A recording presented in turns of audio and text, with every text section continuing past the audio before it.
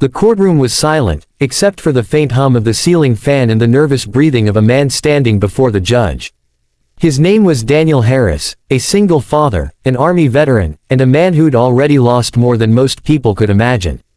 His hands trembled slightly as he clutched a small wooden box that held his military medals. He wasn't there for a criminal charge or a traffic ticket, he was there fighting for custody of his 7-year-old son, Ethan. The judge, a stern-faced man with a smirk of arrogance, looked down at Daniel as if he were dirt beneath his polished shoes. "Mr. Harris," the judge said with an icy tone, "you claim to have served honorably in the U.S. Army, yet there's no record I can find matching your name with the medals you claim to have earned. Are you certain these aren't just for show?" A murmur ran through the courtroom. Daniel's heart clenched. He'd spent years bleeding, sweating, and fighting in foreign lands. His scars were proof enough, but now, his integrity was being shredded in public. He could feel the eyes of everyone around him, the opposing lawyer smirking, the social worker frowning, and even his ex-wife looking smug from across the room. "Sir," Daniel said quietly, trying to control his voice, "those medals are real. I served 14 years. Afghanistan, Iraq. I have the paperwork." "Enough," the judge interrupted sharply. "I've seen many cases where people try to play the war hero card to gain sympathy. But this is a custody hearing, not a parade ground. Unless you can prove you're not lying, I see no reason to believe your story." Daniel's face went pale. He had provided documents, but the court clerk had lost some during the transfer.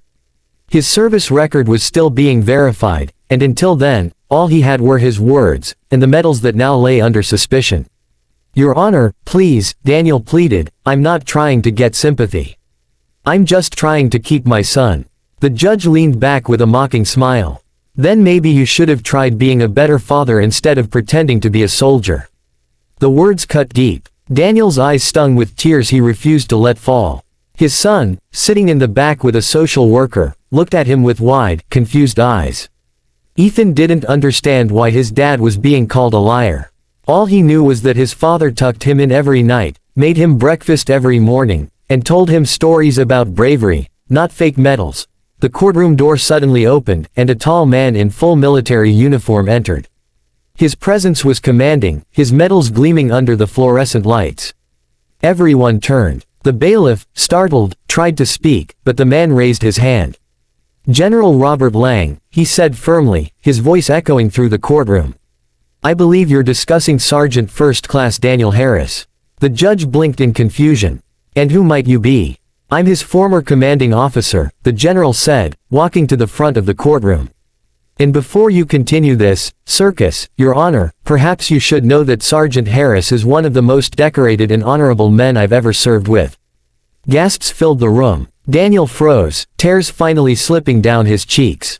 "Sir," he whispered, his voice breaking. The general turned to him and nodded respectfully. "At ease, soldier. I couldn't sit back and watch this." He faced the judge again, his eyes sharp. "Those medals you just called fake.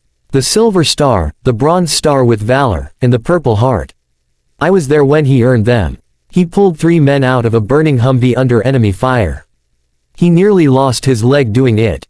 The army hospital patched him up, but his spirit, that was never broken. The courtroom was dead silent.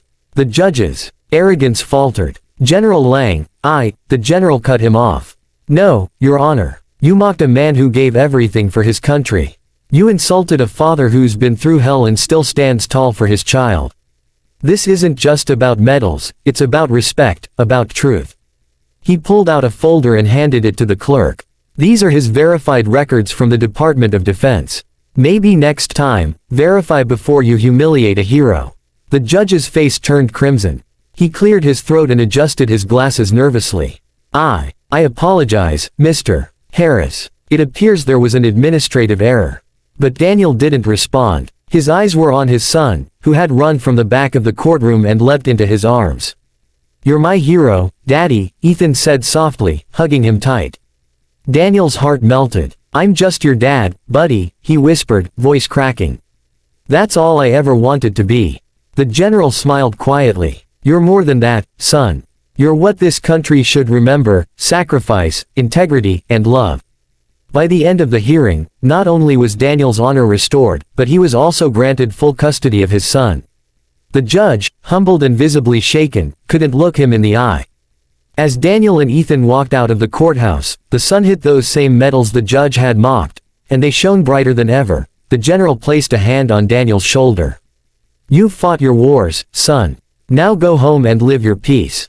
Tears welled in Daniel's eyes as he looked at his little boy skipping ahead, laughing freely for the first time in months. "Yes, sir," he said with a faint smile. He looked up at the sky, whispering a quiet thank you, to his fallen brothers, to the general, and to fate for letting truth win one more time. That day, Daniel didn't just reclaim his honor, he reclaimed his life. And as he walked into a new chapter with his son's hand in his, one thing was certain: heroes don't wear capes.